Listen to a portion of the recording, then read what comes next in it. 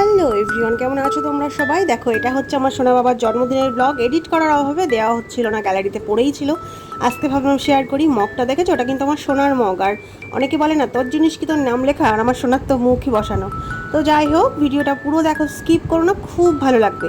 টক ঝাল মিষ্টি সব রকম পাবে। এই এই প্রোটিন পাউডার, অল্পটিন না, আগে অল্পটিন পাউডারটাই খেত। এই প্রোটিন পাউডারটা কিন্তু আমার সোনা বাবা খায়। তোমাদের সঙ্গে আগে শেয়ার করা হয়নি। আর আমি এদিকে জোগাড় করছিলাম আমার সোনা বাবার রান্নার।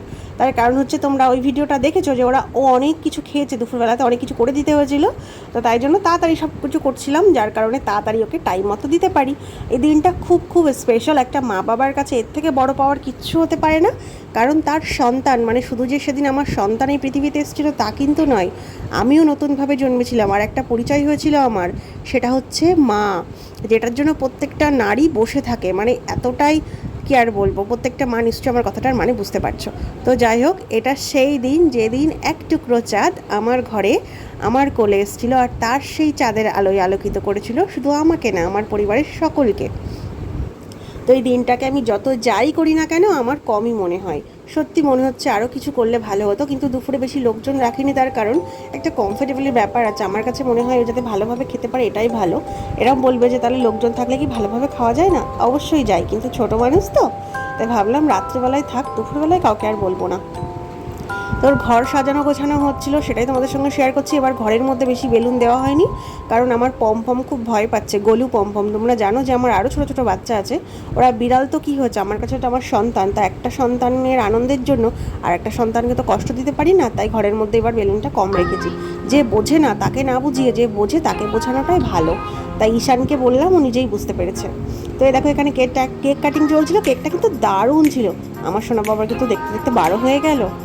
খুব খুব সুন্দর খেতে ছিল কেকটা, অসাধারণ কি বলবো।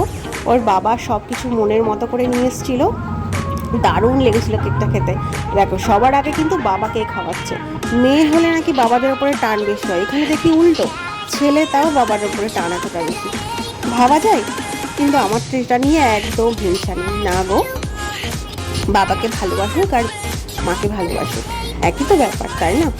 তো এখানে দেখো, ও কিন্তু খুব আনন্দ করছে, আর সঙ্গে সবাই ছিল। এটা হচ্ছে বন্ধনা দিদিভাই, তোমরা ফেসবুকে অনেকে চেনো তাকে। তো ও ছিল আমাদের বাড়িতে। আমার সোনা বাবার জন্মদিন, ওরও তো ছেলে বলে কথা, তাই না? এবার আমি এই কথাটা বললাম না যে ওর ছেলে বলে কথা, এটা নিয়ে অনেকে অনেক প্রশ্ন তুলতে পারে, তো বলে দিই। রনি আর রিয়া ওর ছেলে মেয়ে, আর ঈশান আমার ছেলে। আমরা কিন্তু আলাদা চোখে কেউ কাউকে দেখি না। তো সেটার জন্যেই ও আবার একটু রিলস বানাচ্ছিল। রাত্রে ছিল লুচি আর মাংস, সঙ্গে ছিল পায়েস, কেক, মিষ্টি।